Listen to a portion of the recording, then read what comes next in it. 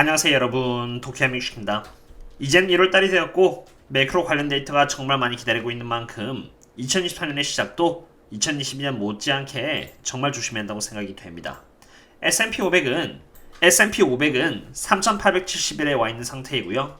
S&P 500은 여전히 고평가인 만큼 S&P 500이나 나스닥을 대상으로 정말 조심해야 한다는 제 기조는 바뀐 것이 없습니다. 우선 12월달만 해도 사실 더 많습니다만 대표적으로 총 6번의 영상을 통해서 S&P 500이 얼마나 위험한지를 분석을 드렸고요.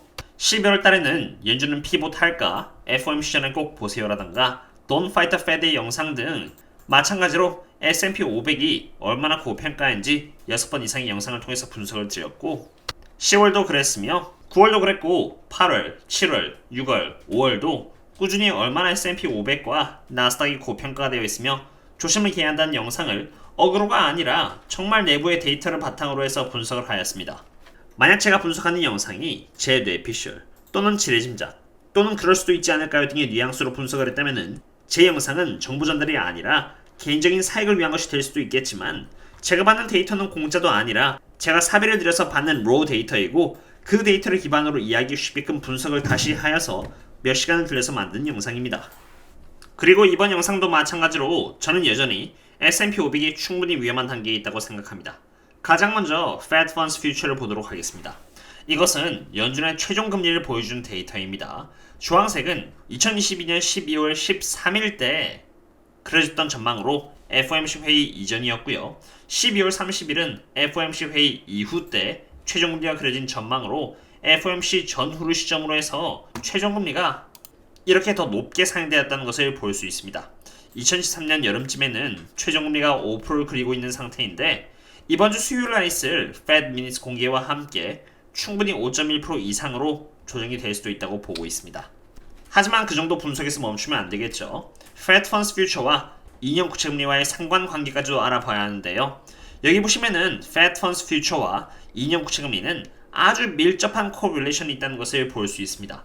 11월 달을 시작으로 해서 Fed Funds Future와 2년 국채금리 사이의 격차는 약 21bps 정도가 11월 달부터 유지가 됐었는데 그 말인즉슨 Fed Funds Future Rate가 연준이 바라는 대로 5.1%까지 올라가게 되면은 2년 국채금리는 21bps의 폭을 따라가면서 2023년에는 4.9% 혹은 그 이상으로 올라갈 수 있다고 볼 수 있는 것입니다. 2년 국채금리가 오르면은 10년 국채금리도 따라서 올라오고요. 그렇게 되면은 채권인 주식 대비해서 더더욱 매력적이 되는 만큼 특히 고평가를 받고 있는 주식은 더더욱 안 좋은 퍼포먼스를 보여줄 수 있게 됩니다. 참고로 저는 멤버십 분들 상으로 텔레그램을 운영하고 있습니다. 매크로 관련 데이터는 매일 체크하고 있으며 오늘 밤 11시 45분에 발표될 Manufacturing PMI 인덱스와 같이 시장에 변동성을 줄 수 있는 이벤트가 있다면 멤버십 분들께 미리 전달을 드려서 대비를 하게 하는 등 위험할 땐 조심을, 반대로 위험하지 않고 한때 고평가된 기업들이 저평가가 되면은 인폼을 드리면서 함께 장기 투자를 하고 있는데요. 참고로 여기 마이크로소프트가 그렇다는 건 아닙니다. 혹시라도 저희들과 함께 장기 투자를 하고 싶으시다면 언제든지 이 링크를 통해서 조인하신 뒤 커뮤니티에 남겨져 있는 멤버십 전용 글을 통해서 접속해 주시면 되겠습니다. 지금까지 Fed Funds Future Rate와 2년 국채금리와의 상관관계를 알아보았으니 이제는 Reserve Balance를 체크해 보겠습니다. 이것은 S&P 500과 연준의 Reserve Balance와의 상관관계를 보여주는 그림인데 여기 보시면은 Reserve Balance가 줄어들면은 S&P 500이 줄어들고 반대로 올라가면은 이렇게 반등한다는 것을 볼 수 있습니다. 그럼 여기서 유념해야 하는 부분은 어떠한 팩터가 연준의 Reserve Balance를 높이고 낮추는지에 대한 부분이겠죠. 며칠 전부터 꾸준히 영상으로 설명을 드렸듯이 연준의 Reserve Balance에서 영향을 주는 것은 Reverse Repo로 이렇게 올라가면은 반대로 Reserve Balance는 하락한 쪽으로 잡히게 된다고 설명을 드렸습니다. 뭐냐면 Reverse Repo는 부채를 의미하는 것으로 나중에 사주는 대신에 지금 자산을 판다는 것을 보여주는 수치이기 때문입니다. 최근 들어서 약 이렇게 250빌리언 달러 정도의 엄청난 양의 자산이 매각이 되었고 이러한 가능성 또한 12월 달에는 Reverse Repo가 올라가는 경향이 꽤나 크기 때문에 이번에도 마찬가지로 이게 크게 오르면은 Reserve Balance가 2.8 트릴리언 달러 아래로 하락을 하면서 S&P 500은 새로운 저점을 갱신할 가능성이 있습니다. 물론 지켜봐야 하는 부분이긴 하겠습니다만 Reserve Balance가 이렇게 저점을 갱신할 때마다 S&P 500 또한 새로운 저점을 최근 들어서 계속 갱신을 해 주었습니다. 그렇기 때문에 저라면은 이미 고평가인 S&P 500을 대상으로는 충분히 조심을 기해야 할 것으로 생각을 하고 있습니다. 사실 S&P 500 자체가 보여주고 있는 차트의 모습도 그렇게 좋지는 않습니다.